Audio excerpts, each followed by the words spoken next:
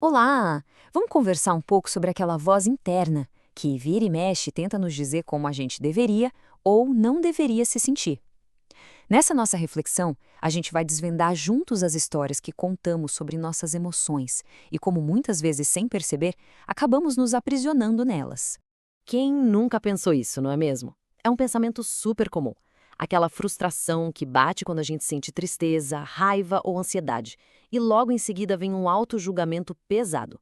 É quase como se sentisse fosse errado. E essa luta interna, nossa, ela pode ser muito, mas muito exaustiva.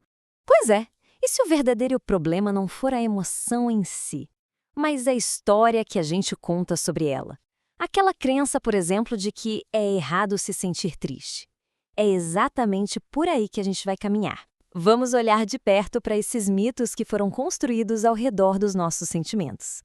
Ok, então para começar, vamos definir direitinho o que são esses tais mitos emocionais. Eles são bem mais do que simples ideias, sabe? São crenças que, de forma bem silenciosa, acabam moldando o jeito que a gente vive e sente no nosso dia a dia.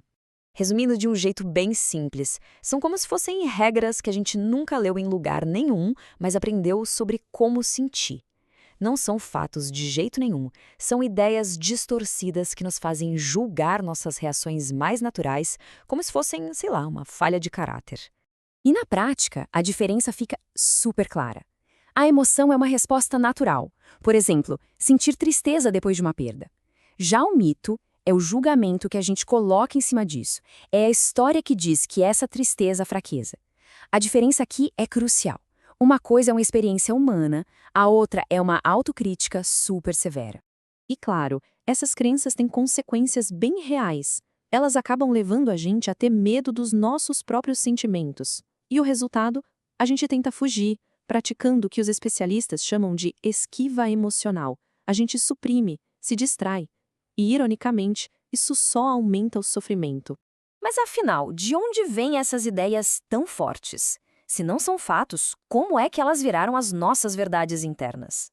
A chave para entender isso está na origem de tudo. E aqui está o ponto principal. Ninguém nasce acreditando que sentir é errado. Esses mitos são aprendidos ao longo da vida, a gente vai absorvendo do ambiente ao nosso redor. E quer saber? Essa é uma notícia ótima, porque tudo que é aprendido pode ser desaprendido. Muitas vezes, a raiz do problema está no que chamamos de ambientes invalidantes. Pensa numa casa onde chorar era motivo de castigo ou onde falar "tô com medo" era recebido com um "deixa de frescura". Nesses lugares, a gente aprende desde cedo que as nossas emoções não são bem-vindas, que são um problema que precisa ser escondido. Olha só este exemplo que é real e muito forte. Ao ouvir algo assim várias e várias vezes, uma criança não pensa "meu pai está errado". Não, ela internaliza. Sentir tristeza é ser egoísta. Uma única frase pode plantar a sementinha de um mito que a gente carrega pela vida toda. E aqui vale um parêntese muito importante. O objetivo não é apontar o dedo, não é culpar ninguém, é sobre compreensão. Porque no momento em que a gente entende de onde vêm essas crenças, a gente ganha a perspectiva que precisa para questionar tudo isso e, finalmente, começar a escrever uma nova história. Muito bem, agora que a gente já entendeu o cenário, vamos explorar algumas estratégias bem concretas para desafiar esses mitos e, quem sabe, começar a fazer as pazes com os nossos sentimentos. A primeira grande verdade que a gente precisa internalizar é esta: emoções são temporárias. A ciência mostra que elas são como ondas. Elas vêm, atingem um pico de intensidade e, se a gente permitir, elas naturalmente vão embora. Elas não duram para sempre. Então, em vez de lutar contra essa onda, que tal aprender a surfar nela? O primeiro passo é só observar, sem criticar. Depois, dá um nome. Ok, isso aqui é ansiedade ou estou sentindo tristeza. Aí, respirar fundo, permitindo que a sensação fique ali, sem brigar com ela. E por fim, se lembrar, é uma onda e ela vai passar. E se essa nossa conversa está ajudando a clarear um pouco as coisas sobre as emoções, considere deixar um like e se inscrever no canal para não perder as próximas. Esse apoio é o que permite a gente continuar criando mais conteúdos assim. Para fortalecer essa nova forma de olhar, é fundamental entender que as emoções não são inimigas. Elas são mensageiras. A raiva, por exemplo, pode estar sinalizando uma injustiça, o medo pode estar protegendo de um perigo, a tristeza pode mostrar o que a gente realmente valoriza. São fontes de informação valiosíssimas. Quando a gente junta todas essas peças, um caminho começa a se desenhar. Um caminho que não é para eliminar as emoções, mas sim para nos libertarmos da luta constante contra elas.